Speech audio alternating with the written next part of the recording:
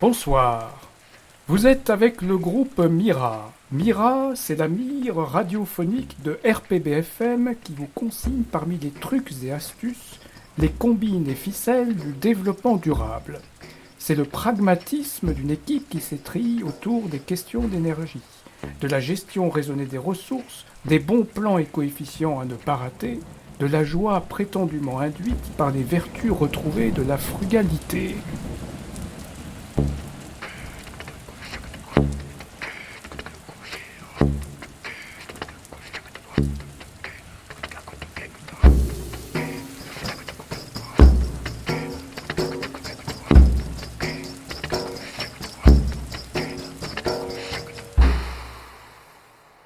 Bienvenue à tous.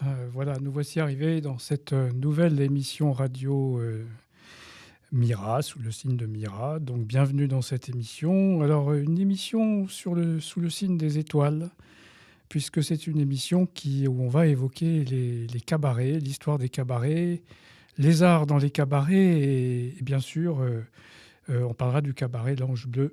Alors, avec nous, un invité extraordinaire, Patti Bad, directeur artistique de l'Ange Bleu, directeur de la compagnie Fantasmagique et directeur de l'équipe de France de magie.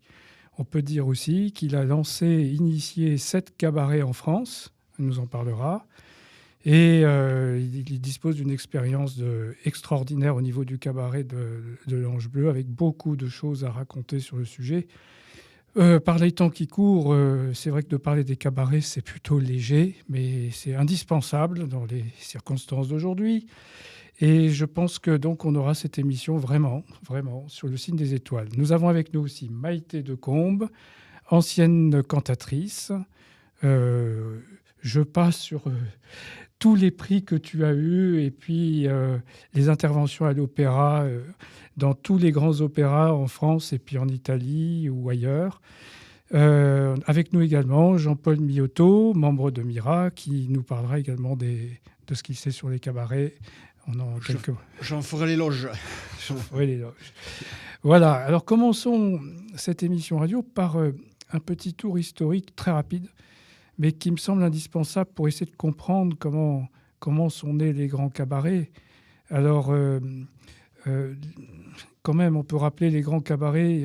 On peut citer le Moulin Rouge, les Folies Bergères, etc. Ça fait référence quand même à une période très précise de l'histoire, me semble-t-il, mais Patti va nous en parler. Moi, je pense, on pense bien sûr à la Belle Époque, mais bien avant, on va dire le milieu de la période Napoléon III, qui a quand même été une période qui, sur le plan artistique, a été une révolution, malgré ce qu'on peut penser de Napoléon III. Le Salon des Refusés, tout un ensemble d'initiatives artistiques. Je passe sur les apports artistiques de cette période avec la refonte complète de Paris par le baron Haussmann. Il y a eu quand même énormément de choses qui ont été lancées pendant cette période. Alors bien sûr l'industrie, mais dans les arts, le spectacle, les cabarets.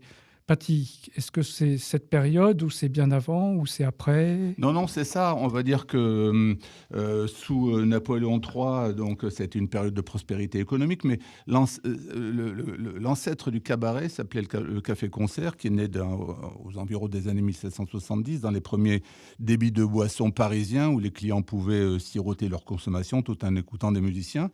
Et puis c'est vrai qu'au Second Empire, au début du Second Empire, eh bien, on a vu se développer, suite à la prospérité économique, l'industrie musicale, Offenbach qui a commencé, il y a eu de grands créateurs, et puis des établissements qui sont ouverts, comme les Folies Nouvelles à Paris, les Bouffes Parisiens. Il y en avait à Bordeaux d'ailleurs, on peut en parler un peu plus tard si tu veux.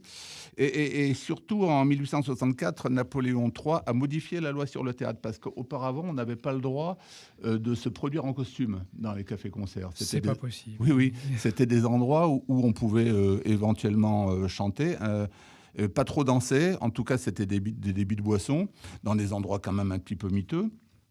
Et Napoléon III a changé un peu tout ça et modifié cette loi. Et en définitive, on peut dire que le café-concert est l'établissement assez emblématique du Second Empire, ça a été issu des anciens cafés chantants.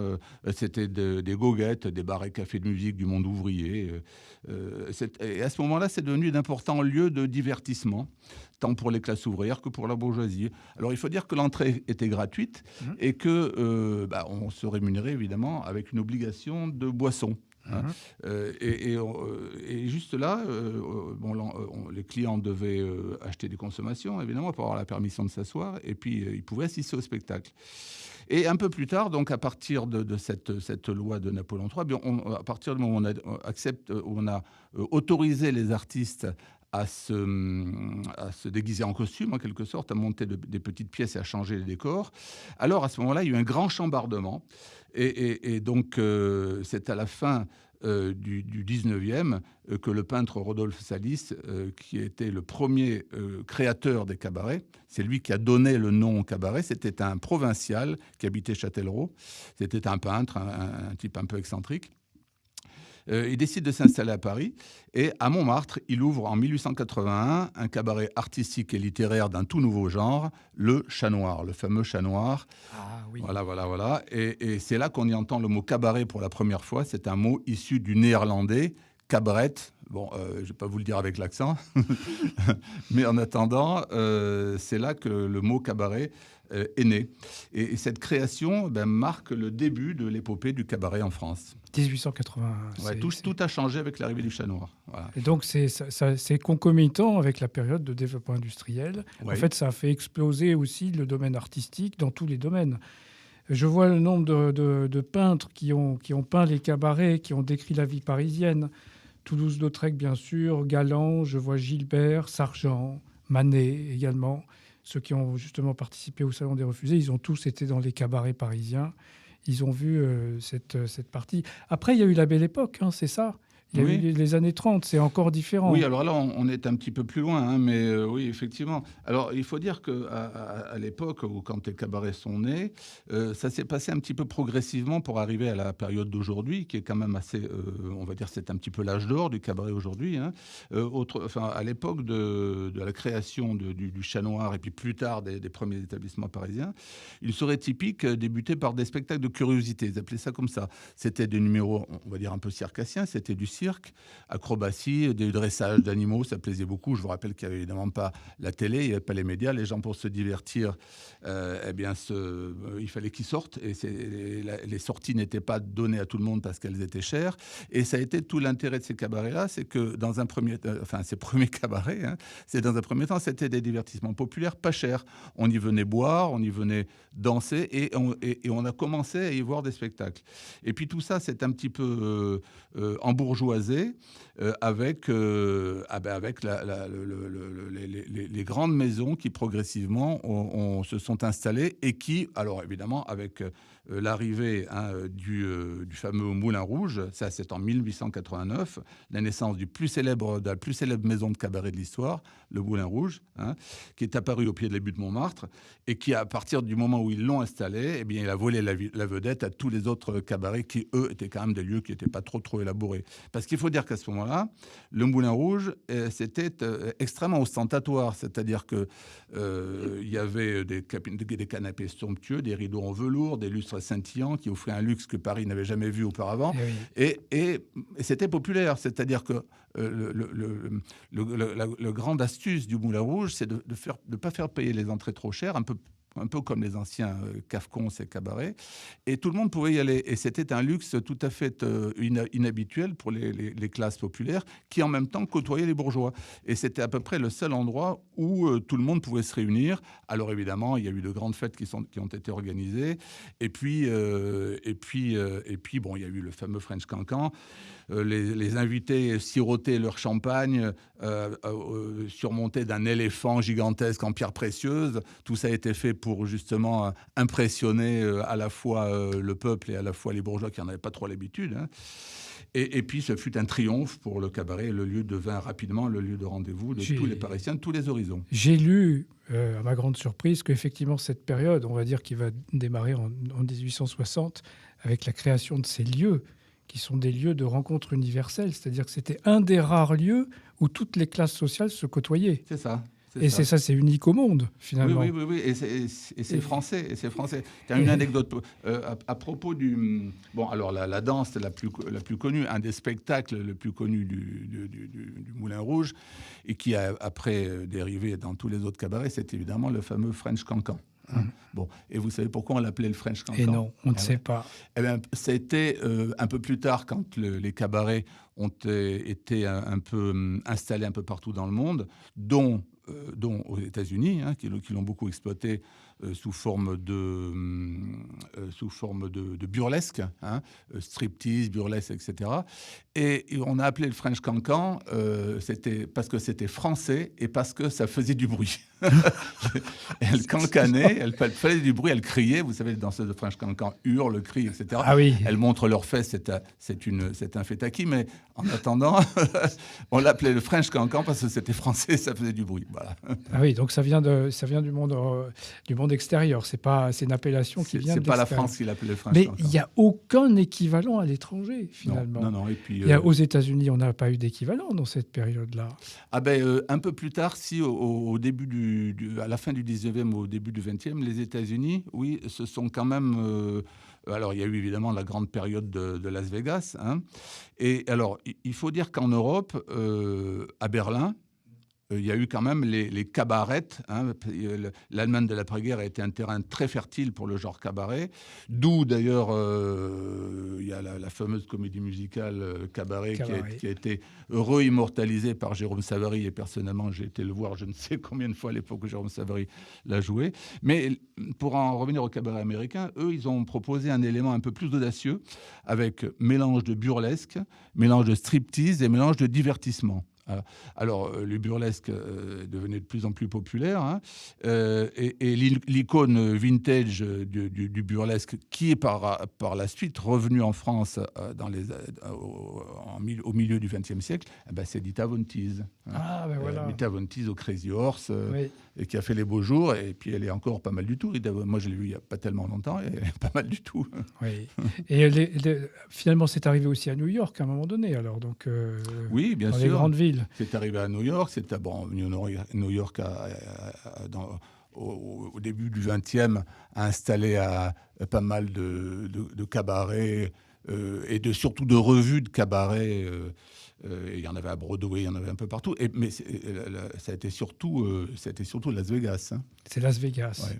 Oui, j'ai vu un petit peu Las Vegas, et j'ai vu effectivement qu'il y a des cabarets partout là-bas, c'est incroyable. Ouais. Alors d'aujourd'hui, il y en a à tous les coins de rue, c'est extraordinaire. Alors moi, ce dont je peux témoigner, parce que moi, pendant 15 ans, j'ai représenté le cabaret français dans tous les pays du monde.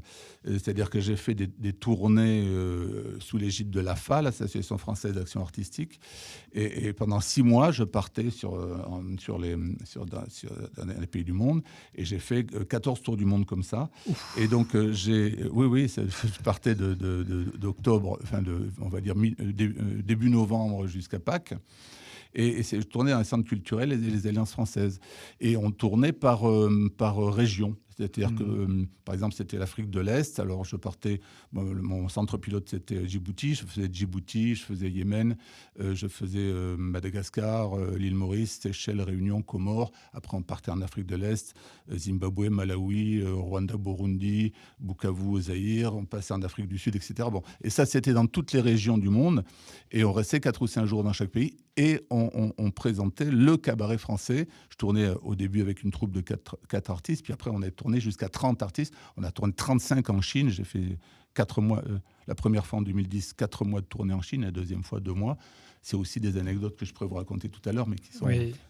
Ça a donné une expérience personnelle extrêmement enrichissante, parce que tu as vu le monde entier. Oui, voilà. J'ai fait une digression. Mais... C'est le fruit de toutes ces expériences qui m'ont permis de monter, de contribuer à monter des cabarets en France et dans le monde, et surtout de réussir le coup d'éclat de l'Ange Bleu, qui est une success story extraordinaire. Oui, on va en parler dans un troisième temps.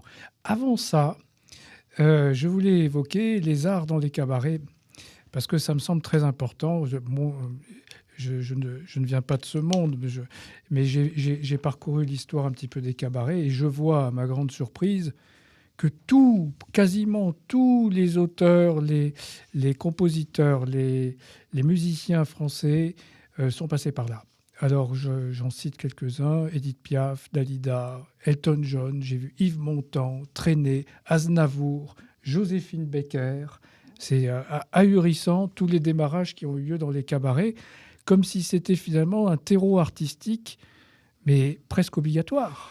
Oui, c'est-à-dire que il faut se remettre dans le contexte de l'époque. Là, on est au début, enfin dans le premier tiers du XXe siècle.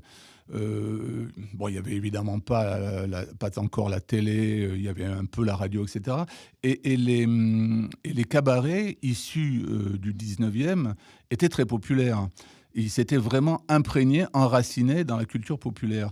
Ce qui veut dire que les grandes scènes étaient, comme ils étaient populaires, ils faisaient du monde, et le cercle vertueux, c'est l'argent. Et à partir du moment où ils faisaient du monde, ils pouvaient proposer des scènes techniques extrêmement agréables, et les artistes de l'époque venaient s'y produire avec beaucoup de plaisir, parce qu'elles étaient accueillantes, parce que le public avait l'habitude d'y aller, ils étaient sûrs de faire du monde, et que les places n'étaient pas excessivement chères pour le public. Donc accessible à tous.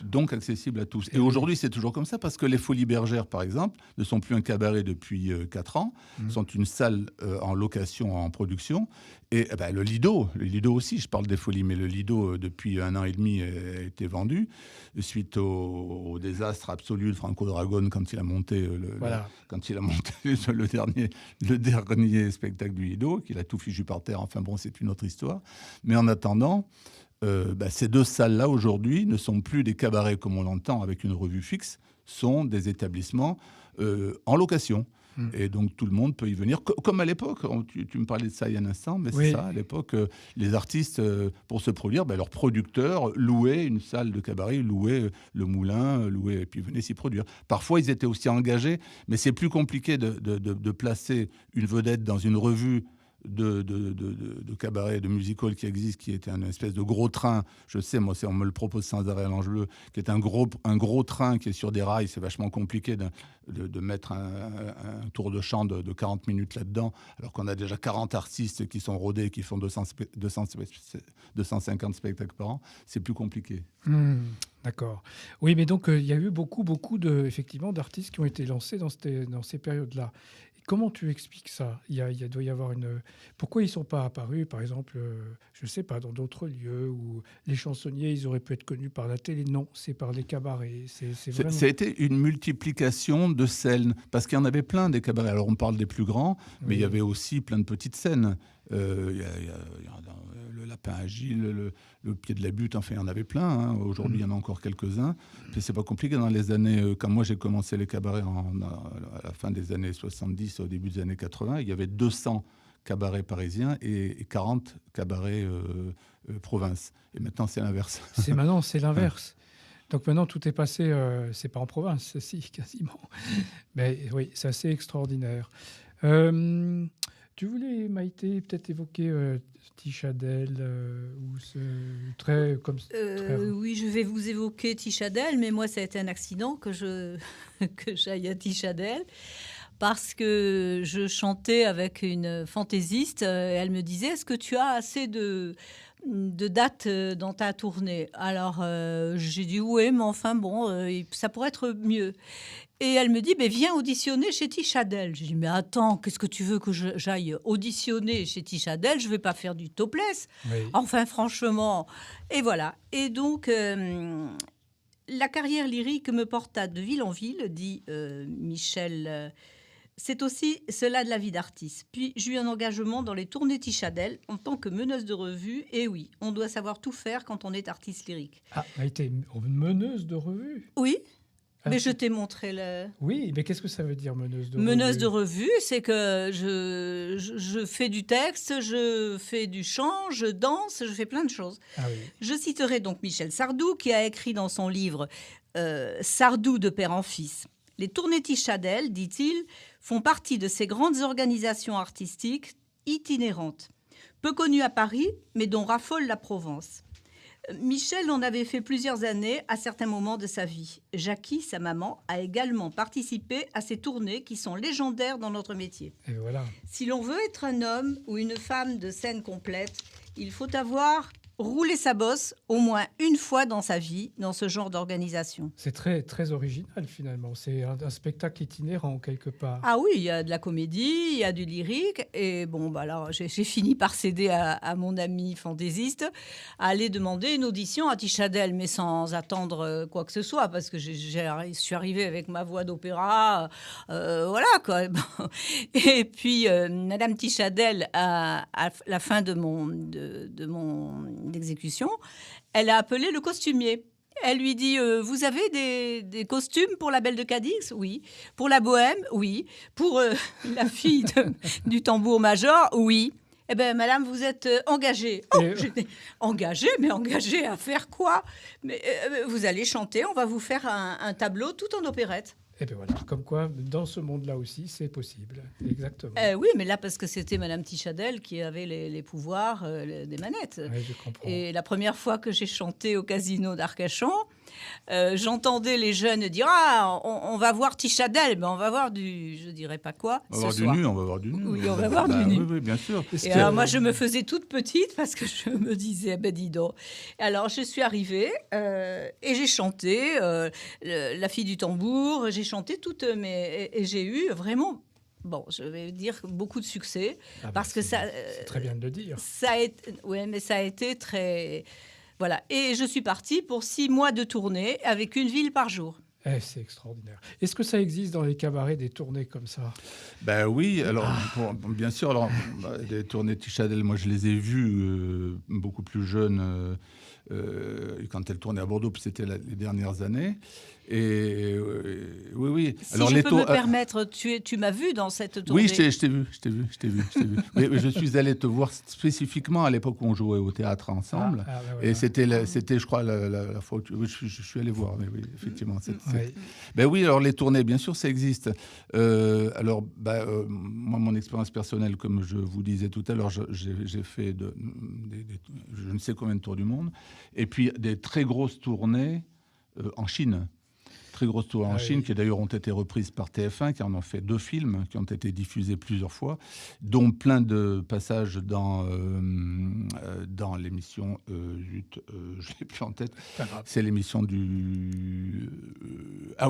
c'est l'émission Grand Reportage. Et donc, une tournée de 4 mois une première fois dans des tas de villes. Et puis, on parlait tout à l'heure de l'art du nu. Ben, évidemment, Tichadel faisait l'art du nu, mais alors, moi, je peux témoigner de la fascination des Chinois, par exemple, pour l'art du nu. Alors, par exemple, avant de tourner en Chine, on a dû passer à la censure. Hein. Alors, c'était pas si vieux, c'était en 2010. C'était l'époque où Sarkozy vendait des centrales nucléaires à la Chine. Oui, alors, c'est vrai. Et donc, et donc, la France embrassait la Chine sur la bouche et réciproquement. Et donc, la Chine a décidé de faire venir un spectacle français. Ils sont allés au Moulin, ils sont allés au Lido qui existait encore, ils sont allés à la Nouvelle Ève, ils sont allés au Paradis Latin, ils sont venus à l'Ange Bleu. Et ils ont choisi l'Ange Bleu, tant mieux pour moi. Donc, j'ai piloté pendant 4 mois. Et Dieu sait que des emmerdements, il y en a eu, parce qu'avec les Chinois, c'est bien compliqué à travailler. Mais ils ont éprouvé une fascination pour l'art du nu. Alors, par exemple, on passait d'une ville à l'autre. Alors évidemment, on a fait les grandes capitales, Shanghai, Beijing, qui ne sont pas, à mon avis, vraiment représentatives de la Chine.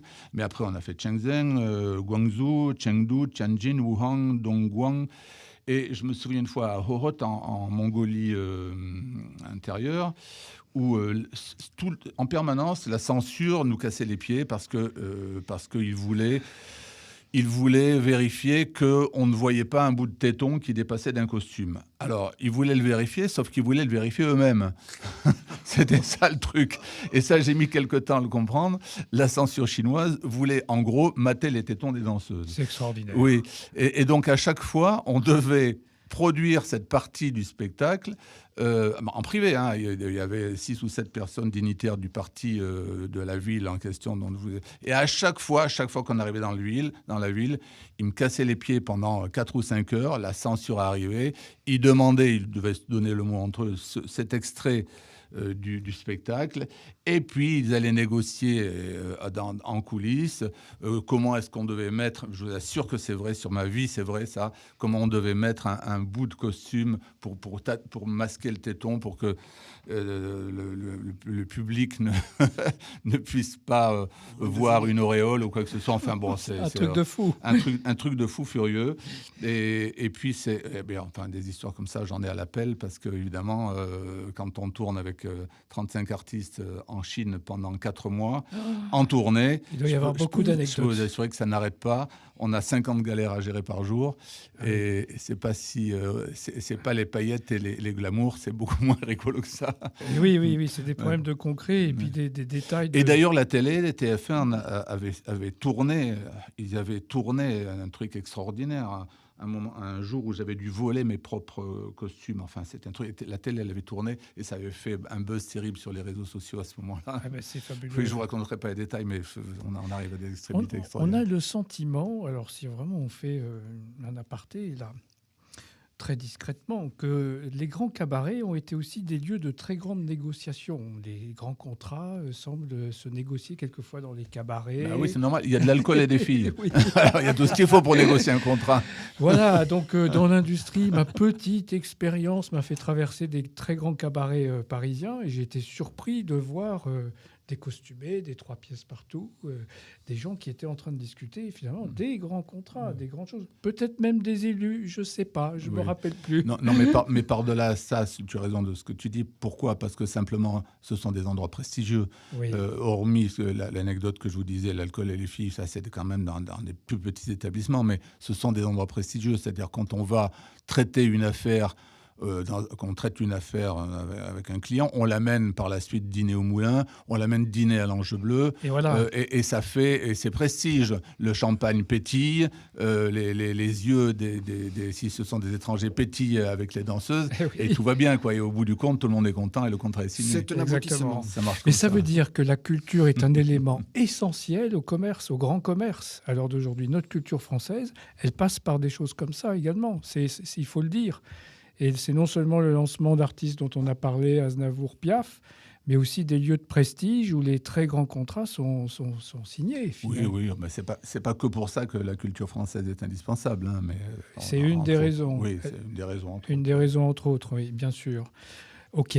Donc, la naissance de beaucoup d'artistes. Alors maintenant, on peut évoquer ton expérience de l'Ange Bleu. C'est une réussite magistrale, on peut le dire. C'est ce qu'on appelle dans le langage des industriels la grande culbute, c'est-à-dire la grande réussite, l'explosion totale. Alors, connue dans le monde entier, on a des étrangers, mais aussi beaucoup d'étrangers qui viennent à l'Ange Bleu, mais aussi beaucoup de gens, des Bordelais, des jeunes, un peu de tout. J'ai compris, quand on a parlé la première fois, que finalement, le public, on a des surprises avec le public. Tu peux peut-être nous en dire un mot. Oui, le public, dans les établissements, on parle de zone de chalandise. Et nous, notre zone de chalandise, on est un peu gênés parce qu'à l'ouest, il y a la mer. Donc, par rapport à d'autres établissements parisiens qui sont entourés de vastes étendues de clientèle, nous, on est un peu bloqués. Et donc, on part déjà avec un handicap de 50%. Donc, il faut faire venir les gens dans tous les cas, encore plus qu'ailleurs. Et donc, comment les faire venir ? Nous, à l'Ange Bleu, on a commencé assez modestement dans une petite salle de 400 places, dans un endroit perdu au milieu des vignes, hein, puisque moi, quand j'ai rencontré les patrons de l'Ange Bleu, la famille Duvolet, on était, eux, dirigeaient un établissement qui était un restaurant au bord de la Nationale 10, destiné aux routiers et puis aux voyageurs, qui marchait très bien depuis les années 60, sauf que lorsque la Nationale 10 est passée en 4 voies, en autoroute, en définitive, ils se sont retrouvés en faillite d'un jour à l'autre. Ils ont cherché une autre idée. Et c'est là qu'ils m'ont rencontré, parce que moi, je dirigeais des troupes de cabaret déjà depuis longtemps. Et je leur ai proposé je leur ai proposé qu'on monte quelque chose dans l'association. Enfin, du moins, c'est eux qui me l'ont proposé. Et à partir de ce moment-là, eux s'occupant de la restauration et moi de l'artistique, on est resté sur ces accords-là. Et on est toujours 26 ans plus tard. Donc, on a monté ensemble, on a modifié leur restaurant. Leur hôtel sont devenus les loges. On a monté toute une tour technique juste à côté. Et puis la petite salle de l'Ange Bleu, 400 places. Qui a mis à peu près 3 ans pour démarrer. Pendant 3 ans, moi, je suis arrivé avec ma troupe, la compagnie Fantasmagique, qui tourne toujours aujourd'hui, qui est présente. Par exemple, aujourd'hui, nous sommes on était hier soir à Sarlat et demain, on est à Besançon. Voilà. Et après-demain, on est à Laourcade en 65. Je ne sais pas si nous entendent, mais bon. Et donc, cette troupe-là qui tourne toujours, s'est installée à l'Ange Bleu, donc toute une troupe d'artistes qui étaient bien contents de poser un peu leurs valises parce qu'on fait beaucoup de kilomètres quand on est artiste. Et donc, on s'est installé et on a décidé, en tout cas, moi, c'était ma vision des choses, pour faire venir les gens, parce qu'il faut faire venir les gens dans cet endroit complètement perdu au milieu des vignes, d'en faire encore plus que ce qui existait.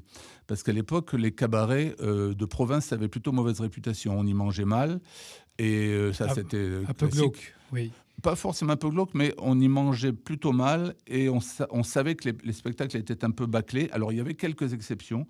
Il y avait le César Palace à Bordeaux, Jean-Jean, qui se démerdait pas mal, qui, pendant une dizaine d'années, a pas mal tourné sur les quais. Et le Royal Palace à Kirchwiller, qui, lui, avait ouvert la voie de la qualité. Et moi, quand je suis arrivé, j'ai dit on va partir sur l'idée qu'on va en faire beaucoup plus que nulle part ailleurs. C'est-à-dire, à peine les gens arrivaient, il fallait les divertir immédiatement, il fallait leur chanter des chansons. Ils n'étaient pas encore sortis du bus, il y avait déjà un chanteur qui montait dans le bus, etc. On a développé des tas de sketchs, des entresorts à l'arrivée, on faisait du close-up pour les gens, un orchestre les accueillait, on leur chantait des chansons. Tant et si bien que pendant le repas, j'étais le premier à faire des animations de repas. C'est moi qui ai inventé les animations de repas. Ça ne se faisait pas. Maintenant, tout le monde le fait, mais encore faut-il savoir le faire. Et donc, quand les gens étaient au milieu du repas, parfois, ils nous félicitaient du spectacle qui n'avait pas encore commencé. C'était extraordinaire. On disait, oui, c'est bien, vous disiez, mais le spectacle, c'est dans 1 heure. Oui, parce qu'on faisait des trucs délirants. On faisait, par exemple, le Touareg avec son chameau qui déboule en plein milieu de la soirée, sans comprendre rien. Les faux serveurs, les voisins gênés par le bruit, la voiture qui brûle dans le parking, le balançoire au-dessus du public, enfin des tas de trucs complètement dingues. Et puis on s'amusait beaucoup, on travaillait beaucoup aussi. C'était beaucoup, beaucoup de travail.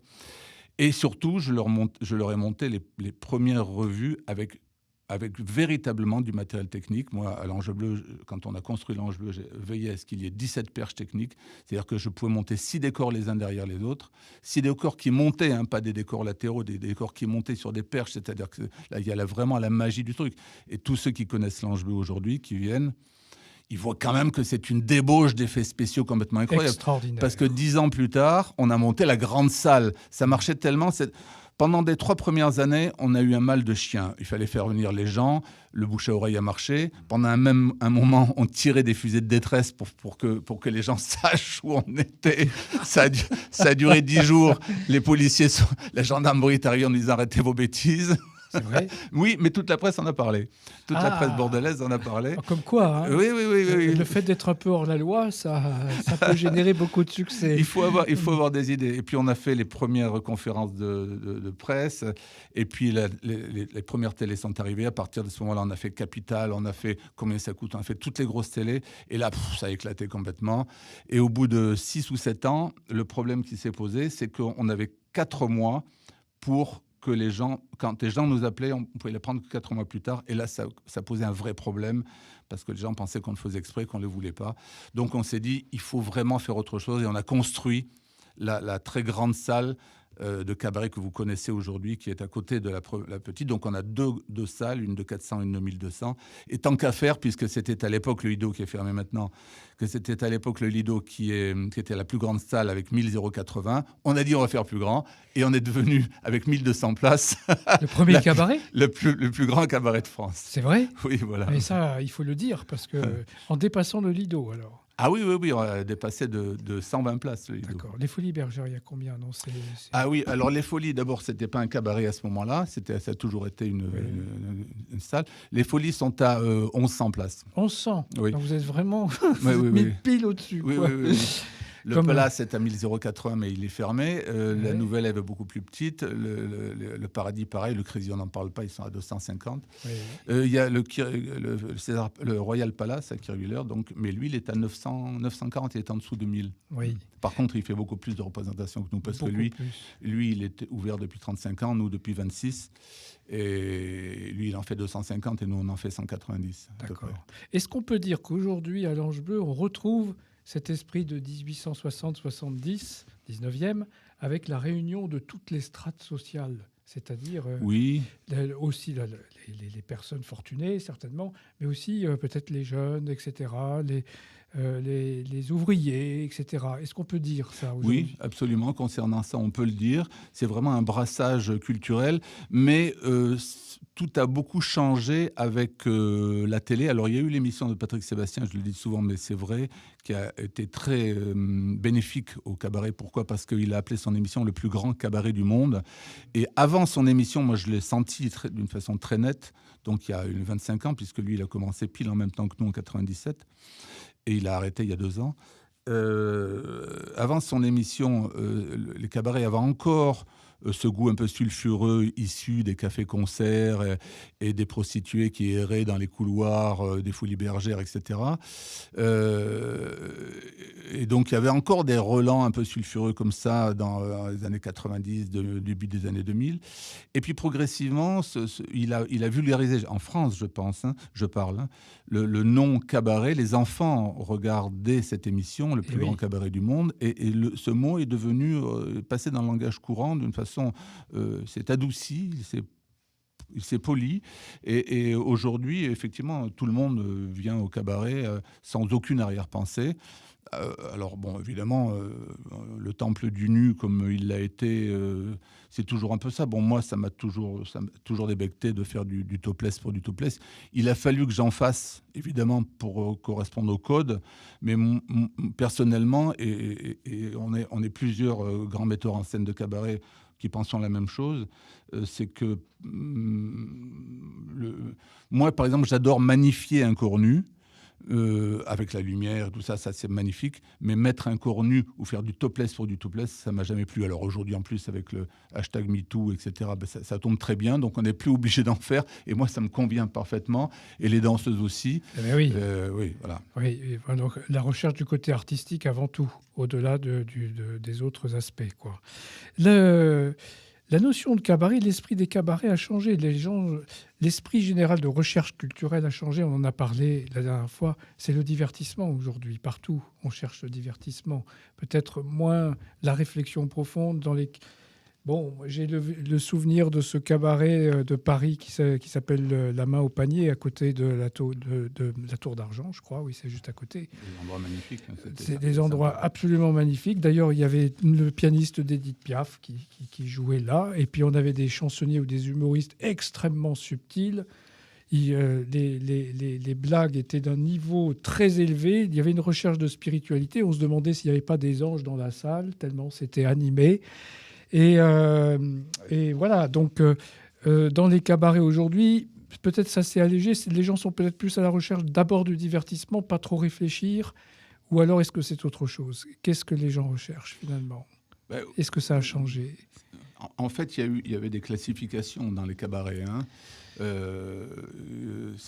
Ils portent à peu près tous le même nom, mais il y a quand même des différences. Il y avait les cabarets de chansonniers, ceux dont tu parles, oui. La Main au Panier, et puis beaucoup d'autres.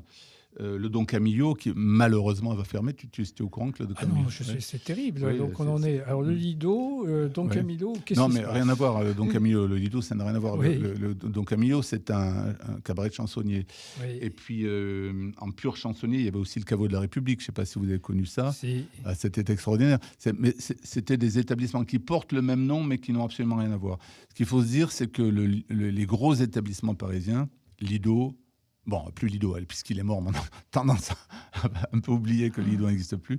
Donc, le Moulin Rouge, le Crazy Horse Saloon, quoique depuis que Bernardin est mort aussi, ça a bien changé, mais c'est quand même toujours le Temple du Nu. Le Folies Bergères, qui sont maintenant un lieu de location, et puis surtout la Nouvelle Ève et puis le Paradis Latin. Ces endroits-là sont des boîtes à touristes. Un peu moins le Paradis Latin, un peu moins la Nouvelle Ève. Mais ce sont des boîtes à touristes. Donc, c'est-à-dire les gens vont visiter le Moulin Rouge juste après la Tour Eiffel. Et voilà. C'est emblématique, quoi. Oui. Et on ne fait pas du tout le même métier. Nous, à l'Ange Bleu, bien sûr, on s'appelle cabaret comme le Moulin Rouge, mais on ne fait pas du tout. Mais c'est rien à voir. Ni le même métier que la main au panier, ni le même métier que le Don Camillo. Oui. Nous, on fait du divertissement pour les Français. Et on s'attache à faire en sorte que ça plaise aux Français. Et les touristes, d'une façon connexe, viennent et ça leur plaît aussi. Tandis que le Moulin, par exemple, le Moulin, la revue Bonheur, ils n'ont pas changé leur revue depuis, attendez que je ne dise pas de bêtises, depuis 27 ans. Non, un peu moins. Attendez, 24 ans. Ils ne l'ont pas changé depuis 24 ans, leur revue Bonheur. Ils ne l'ont pas changé depuis 24 ans. Ça ne veut pas dire qu'elle n'est pas bien, hein, mais ça veut dire qu'ils ne l'ont pas changé depuis 24 ans. Ça veut dire quoi ? Ça veut dire juste qu'ils ont un public qui se renouvelle sans arrêt. Le public vient une fois au Moulin Rouge, et puis c'est terminé. Ce sont des quarts de Japonais, de Chinois, d'Américains, d'Européens, etc. Tandis que nous, à l'Ange Bleu, les gens reviennent tous les 2 ans à peu près. Hein. Ah oui. Donc on est obligé, quand la grande règle dans le spectacle, hein, tu sais bien ça, Maïté, hein, quand c'est pas le public qui se renouvelle, c'est le spectacle qui doit se renouveler. Oui. Du coup, à l'Ange Bleu, la proportion des étrangers, des Américains, Chinois, etc., c'est moins d'un tiers, c'est ça ? C'est surtout moite-moite. C'est beaucoup moins d'un tiers. D'autant plus que nous sommes fermés en été. Ah oui, alors là, ça, oui, d'accord. Oui. Alors que les cabarets parisiens sont ouverts. Oui. Nous, c'est pas vraiment notre cible. Ils viennent parce qu'ils font des tours en bateau, ils vont visiter les châteaux, etc. Mais c'est pas notre cible. D'accord.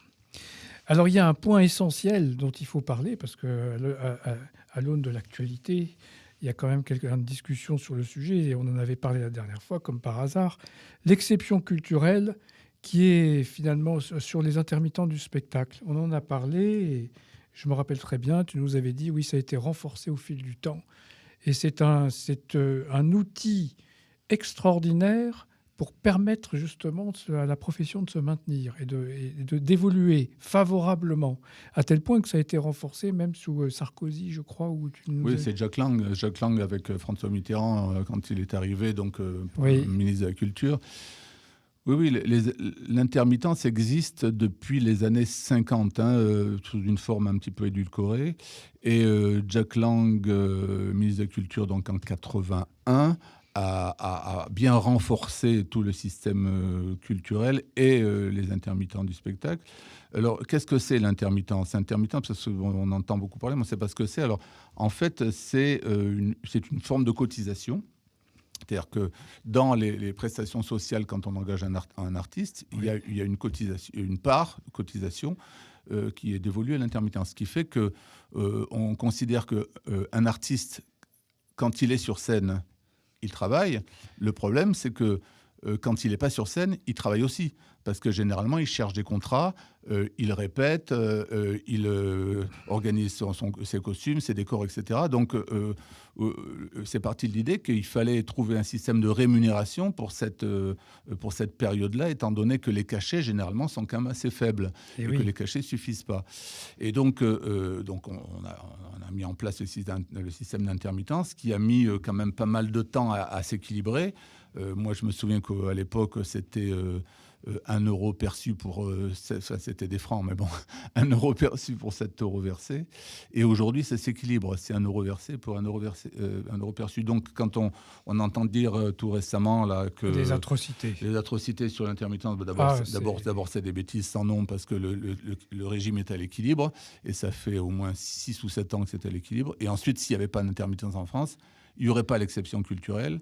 Et l'exception culturelle en France, c'est quoi ? C'est le Festival d'Avignon, c'est tous les grands festivals de musique, c'est toutes les grandes créations artistiques, théâtrales, musicales, danse, spectacles vivants, etc. etc. Et ça sert à quoi en définitive ? à côté du divertissement? Eh ben, ça sert à vendre à la France. C'est une vitrine. Et quand on parle de... Donc c'est de un l'étranger, investissement. mais oui, bien sûr, C'est un investissement, il faut le voir comme ça. Oui, mais enfin, c'est un investissement qui s'équilibre. Hein. Et qui s'équilibre. L'intermittent, c'est à l'équilibre. Hein. C'est-à-dire que l'investissement fait par l'État, il y a un retour qui s'équilibre. Bien sûr, mais moi, pendant des années, je n'avais pas trop compris. Je me demandais pourquoi je tournais, quand ça servait que la France, je sais pas moi, à Bobo Dioulasso, par exemple, en Éthiopie, pourquoi je présentais un spectacle de cabaret, Bobo Dioulasso. Et j'ai vite compris qu'en fait, c'est une vitrine. Et je contribuais à vendre à la France, que les étudiants éthiopiens allaient étudier le français, et après devenaient des étudiants dirigeant leur pays, et avaient la France en tête, etc. Et par exemple, pour le Maroc, c'est très spécifique. Hein. Sa Majesté Mohamed VI, son frère Moulay Rachid, sont des gens qui sont extrêmement francophones, voire francophiles, qui ont fait leurs études à Bordeaux, à Paris. Et ça passe par la culture. Et en Suisse. Voilà. Et ça passe par la culture, évidemment. Mais c'est évident. Donc toute dégradation culturelle nous porte un préjudice. Moi, je ne comprends pas que les élus n'aient pas réagi aux phrases qu'on entend récemment pour établir la vérité, comme tu le fais, avec des chiffres, des mesures, en disant « mais attendez, c'est un investissement comme il y en a eu, avec un retour qui est mesurable, aucune mesure, aucune contre... » C'est terrible. Je pense que ce sont des effets d'annonce pour l'instant, parce que je ne sais pas si vous vous souvenez, mais il y a donc, quand il y a 6 ou 7 ans, il était question de toucher à l'intermittence, et ils ont eu le malheur de parler de ça en mars ou en avril, et instantanément, tous les festivals se sont dit, les festivals ont dit, il n'y aura pas de festival cet été.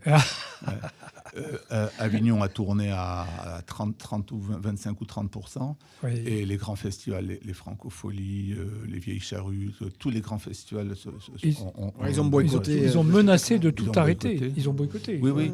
Et ça a été une catastrophe absolue. Parce que, bonne leçon d'ailleurs. Une catastrophe économique terrible. Pour toute la profession. Non, pour les professions connexes, les restaurateurs, les hôteliers, les costumiers, les sociétés d'autoroute. Ils ont été affectés, mais alors...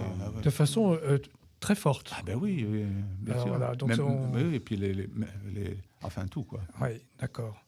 Très bien. Alors là, vraiment, là, c'est la preuve qu'il faut conserver ce système d'intermittents du spectacle et voire même le renforcer plus.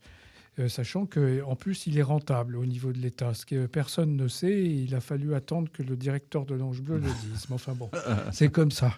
Les élus nous passeront après. Tu as quand même fait venir Alain Juppé dans ce studio. Oui, tu aurais pu lui glisser 2 mots. Oui, la prochaine fois, qu'on invitera. Voilà. Exactement. À la prochaine invitation, on touchera un mot sur ces lois. Très bien. Je voulais faire un petit aparté. Il y a quand même des analogies et correspondances avec d'autres mondes. Je pensais au Bollywood.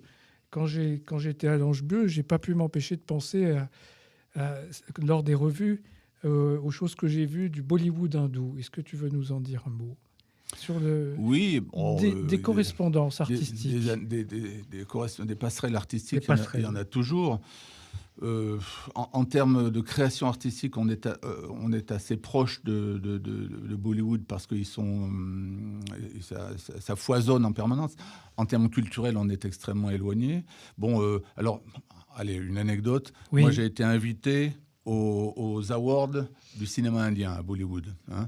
J'étais invité parce que je tourne, dans le cadre de mes tournées, là, je connaissais un conseiller culturel, enfin bon bref, et qui nous a demandé, ça c'était il n'y a pas si longtemps, il y a une dizaine d'années, quelque chose comme ça, et il m'avait demandé avec la compagnie Fantasmagique de venir représenter la France à un award du cinéma. Alors il nous avait envoyé le tube du moment qui s'appelait Maïvé. Oh. Ouais, qui s'appelait Maïvé, et j'ai ça en tête. Pourquoi ? Parce que j'ai conservé cette chanson Maïvé dans un spectacle à l'Ange Bleu qui s'appelait Hollywood, dans lequel on parlait aussi de Bollywood. Et, voilà. et je l'ai conservé, cette chanson, dans la compagnie Fantasmagique, et on la fait toujours, on raconte toujours cette anecdote dans une de nos revues. Et cette anecdote, c'était, on a été donc invité pour la cérémonie des awards du cinéma indien à Bollywood, donc à Mumbai. Et Et donc, ils nous ont demandé 2 choses. Il fallait que d'abord, on fasse un French Cancan, bon, ok, et qu'ensuite, on fasse une chorégraphie sur Maïvé, mais comme nous, on le ressentait, alors qu'on ne connaissait pas les paroles. Enfin, il y avait les paroles en indien, mais on n'avait pas... et donc, on a fait ça. Et ce qui était marrant, c'est que c'était évidemment télévision. On était une quinzaine, un petit groupe d'une quinzaine. Hein. Donc, on est parti à Mumbai pendant une semaine pour tourner tout ça. Hein. Ce qui était marrant, c'est qu'un jour, je demande au pro de télé, au producteur de l'émission, je lui dis, mais vous avez combien, alors en anglais, hein, vous avez combien de téléspectateurs? Ah, il me dit 200 millions. Oui. J'ai dit 200 millions, d'accord. Un match de foot chez nous, c'est 6 millions, c'est un gros score. Hein.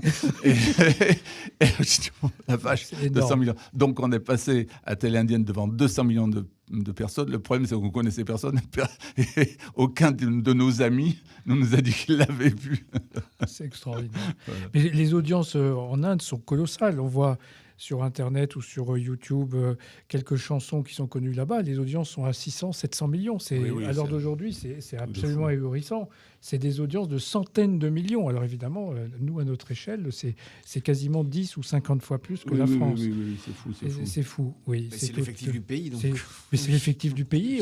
Ils sont 1,8 milliard, je crois. Bon, donc, en toute proportion gardée, garder 750 millions d'auditeurs, là-bas, c'est tout à fait classique.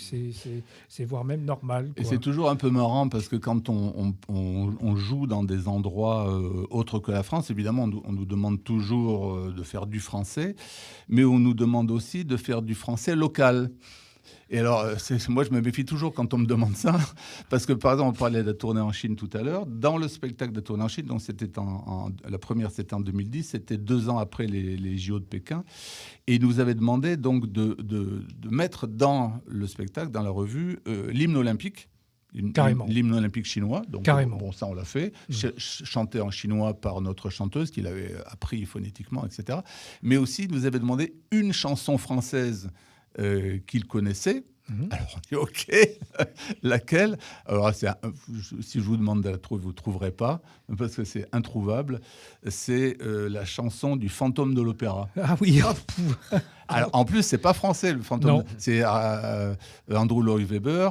Et c'est pas une chanson française. Mais bon, il y a une version française que eux connaissaient. Ils s'imaginaient que c'était une chanson française. Alors, tout le monde la connaissait. Donc, on a mis ça dans le spectacle. Fabuleux. Plus des chansons évidemment chinoises qu'il a fallu apprendre avec les gestes et tout, parce que en Chine, quand les chanteurs chantent sur scène, ils doivent faire des gestes et en fonction des gestes, le public leur amène des fleurs.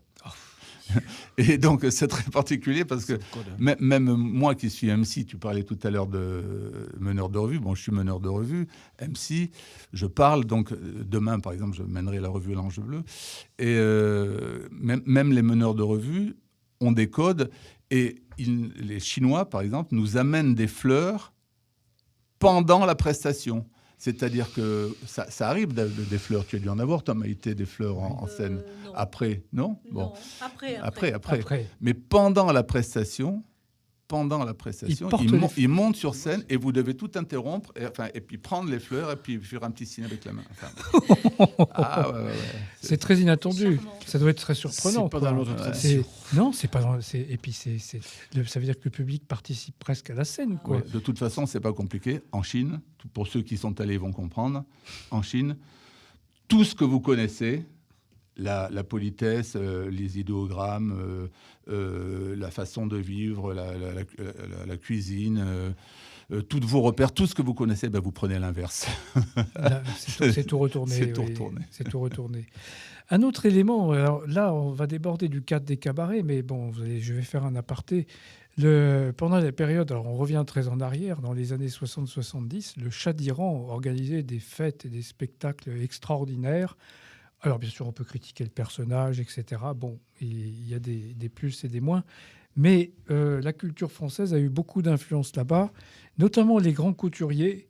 Je crois que c'est Dior ou Chanel qui ont fait les plus grands costumes de l'armée et des dignitaires iraniens pendant très longtemps. C'est un fait assez peu connu. Et puis l'organisation des fêtes, je crois que les Français y ont beaucoup participé. Il y a eu beaucoup de choses de fêtes, etc.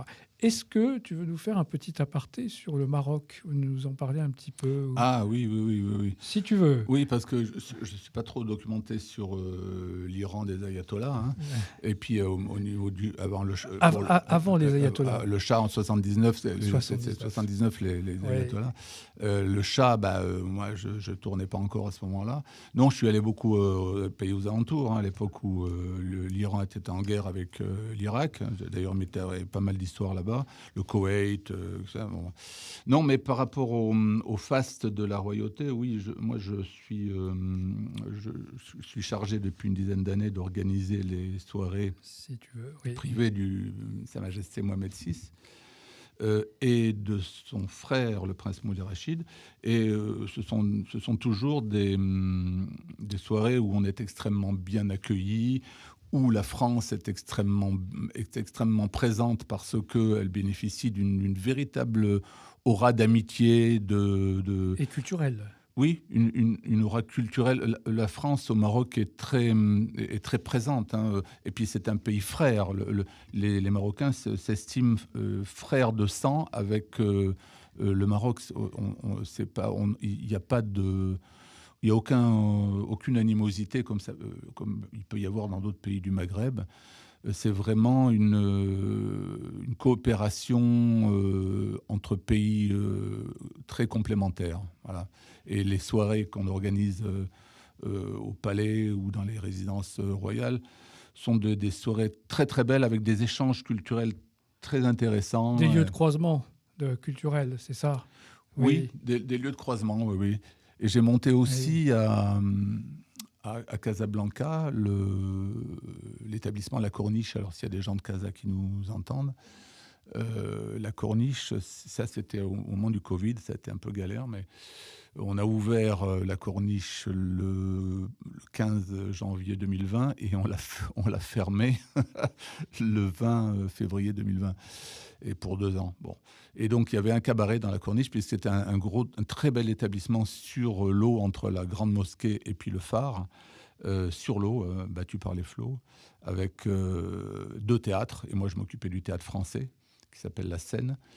Et un autre théâtre marocain, c'est pas moi qui m'en occupe, avec un restaurant tenu par Ducasse et puis un autre restaurant japonais, une grande chaîne japonaise, avec un bar français qui s'appelle Le Béret, qui a aussi un beau window sur l'eau, un magnifique rooftop de quasiment 500 mètres carrés.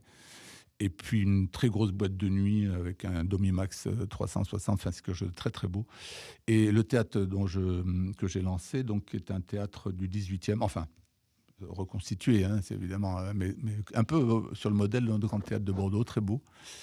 Et voilà, et ça s'est passé un peu dans la douleur à cause du Covid, parce j'ai monté un spectacle. Ils voulaient un spectacle de cabaret, comme l'Ange Bleu, donc je leur ai monté ça, avec un petit peu moins de monde, évidemment, puisqu'on était une douzaine, simplement à La Corniche. Et quand ça s'est arrêté, il a fallu tout recommencer par la suite, et ça a été quand même un peu compliqué. Ah oui, c'est ça.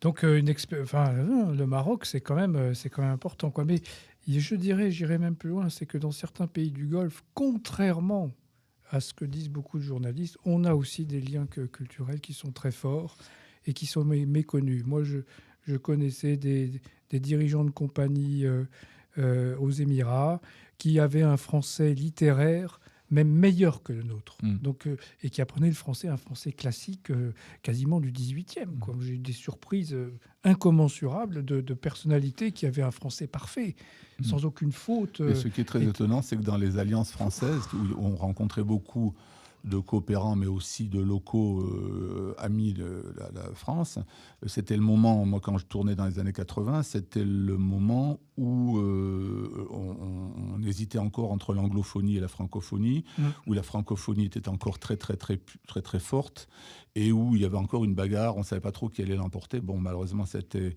l'anglophonie, mais les représentants locaux français étaient, comme tu le dis, des gens qui étaient extrêmement virulents pour la francophonie. Oui, et d'ailleurs, les amis marocains que j'ai gardés disent vous n'avez pas le droit de descendre culturellement. Nous, on attend une France très élevée.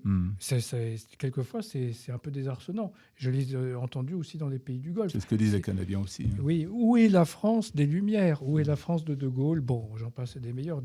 Je pourrais même dire où est la France de Napoléon III. Enfin bon, ça n'engage que moi. Je savais que tu allais parler de Napoléon III. Voilà. Donc, dans les pays étrangers, il y a une attente très très forte que la France soit sur un piédestal très élevé, exemplaire sur le plan philosophique, culturel, artistique, comme on l'a eu plusieurs fois. Et mon Dieu, c'était des périodes magnifiques, quoi. Il ne faut pas l'oublier. Je pense que c'est très important de le dire. Voilà. Oui, mais on rayonne toujours pour ces gens-là. Ça rayonne beaucoup. Oui. On rayonne. Pour la plupart du monde entier, on rayonne toujours culturellement. Culturellement. Oui. Sur les autres plans. C'est pas toujours le cas sur d'autres. Pendant des années, c'était le vin, beaucoup moins maintenant. Moins. Oui. Après, la mode, un peu moins maintenant, parce que la mode, il y a l'Italie, ça nous a un peu damé le pion. Et puis, pas mal de pays. Oui, très bien. Et est-ce que tu as, peut-être, avant de terminer cette émission, une ou deux anecdotes ou des passages historiques dans l'histoire de ton cabaret que tu voudrais nous citer comme étant vraiment merveilleux ou extraordinaire, ou un accomplissement, Il y a dû y en avoir plein, c'est ça. Oui. Il pourrait y passer des heures, mais peut-être un événement particulier. En fait, on a passé... On est quasiment à 4000 spectacles. On a passé le 3 millionième spectateur. Et donc, des événements, il y en a beaucoup. Moi, j'ai fait mes 40 ans de spectacle sur la scène de l'Ange Bleu, avec une ovation de 12 minutes. Standing ovation de 12 minutes, c'était un grand moment assez fort. Je me suis marié à l'Ange Bleu. Oui. C'était avec une danseuse? Oui. Ah. De toute façon. Bien sûr. De toute façon, j'ai connu que des danseuses. Les mères de mes filles sont des danseuses. D'accord. Un creuset inépuisable. C'est un creuset inépuisable. Écoute, tu as vu la qualité. C'était extraordinaire. Oui, c'était fabuleux. Bon. Et donc, beaucoup de grands moments, oui, effectivement. De toute façon, le cabaret procure une richesse, d'une part de création et d'autre part de vie, parce que c'est une grande liberté de création. Quand on crée des spectacles pour le cabaret, on peut partir dans n'importe quelle direction, ce qui n'est pas toujours le cas avec le théâtre, parce que dans le théâtre, il y a quand même des codes. Dans le cabaret, il n'y en a pas beaucoup. Dans le cabaret, on peut partir dans toutes les directions. Et quand on fait du cabaret un peu construit, comme l'est le mien, évidemment, ça relimite un peu le système, mais ça permet de monter un peu la barre. C'est la raison pour laquelle il y a aussi beaucoup de spectacles de cabaret qui sont un peu bas de gamme, parce qu'on pourrait se dire, en définitive, c'est assez facile. On met une chanson, on met un ballet, on met une attraction, et on recommence. Chanson, ballet, attraction, chanson. Bon, il y en a plein qui ont fait ce genre de choses et qui font ce genre de choses. Sauf que moi, ce que j'ai toujours fait dans le cabaret, ce qui m'a toujours apporté de très, très grandes joies, c'est que j'ai créé des histoires, j'ai créé des thématiques et j'ai monté de véritables concepts en ajoutant des effets spéciaux, de la magie, beaucoup de magie, en ajoutant des créations de costumes, en ajoutant de très belles créations de lumière, en ajoutant des écrans LED, en ajoutant tout ce qui se fait de mieux en termes de nouveaux effets. Par exemple, pour la prochaine que je suis en train d'écrire, là, on a encore trouvé des effets spéciaux que personne n'a encore vus, qui n'existent même pas encore dans le monde, qui sont simplement en catalogue, dans certains catalogues de... Et là, c'est fait. C'est en train. C'est fabuleux. Alors, donc, c'est tout ça. On va te souhaiter tous ces plaisirs-là. On va te souhaiter un immense succès qui va encore arriver dans les mois qui viennent. Jean-Paul, tu voulais peut-être dire juste un mot. Alors moi, avant de conclure, oui. Juste un petit mot. Je me ferai l'œil du spectateur, représentant du spectateur, en faisant l'éloge du cabaret. Le cabaret, l'éloge de la raison d'être, du temple des arts majeurs, pouvant se décliner sans limite. Où la magie et la créativité enfantent le paroxysme de l'émerveillement. Oui. C'est vrai que, bon, à l'origine, simple lieu de rencontre et de retrouvailles, libre expression et on va dire, de démonstration de talent en tout genre. Et surtout d'unification des classes sociales. Voilà, Je le redirai. qui du théâtre, parce qu'on parle aussi du théâtre, qui du théâtre ou du cabaret est l'aîné? Je sais pas. Je dirais émanation d'une même génétique. Vertu du corps humain dans ses chorégraphies, offrant tout ce que le verbe créateur multiplie dans ses tableaux. Et code d'expression qui, dans un même temps, dérangeait à l'époque, dérangeait peut-être encore maintenant, dans une moindre mesure aujourd'hui, donc une opinion moraliste, etc. Et enchante donc les âmes libérées. Eh ben voilà. Enchante les âmes libérées, y voyant au contraire toutes les couleurs de la lumière, mais sans vague, pas d'océan.